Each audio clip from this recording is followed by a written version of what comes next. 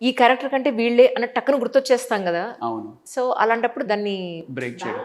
Break చేయాలంటే ఎలా? ఇప్పుడు మీరెలా అనుకుంటున్నారు యాక్చువల్లీ? అదే అంటే ఇప్పుడు లాస్ట్ ఆల్మోస్ట్ 10 ఇయర్స్‌గా ఎక్కువ చేసిందన్నీ పోలీస్ క్యారెక్టర్సే అండి. సో, మీరు ఒక కథలో చూసుకుంటే హీరో, హీరోయిన్ గాని, వాళ్ళ పేరెంట్స్ క్యారెక్టర్స్ గాని, తర్వాత విలన్, పర్టిక్యులర్‌గా ఉండేది కమెడియన్. అవును. అవును. సో, ఈ స్టీరియో ఆర్కిటైప్ క్యారెక్టర్స్ తప్ప ఇంకొక క్యారెక్టర్ ఏదైనా సినిమాలో కంపల్సరీ ఉండేది ఏంటి అంటే పోలీస్ క్యారెక్టర్. అవును.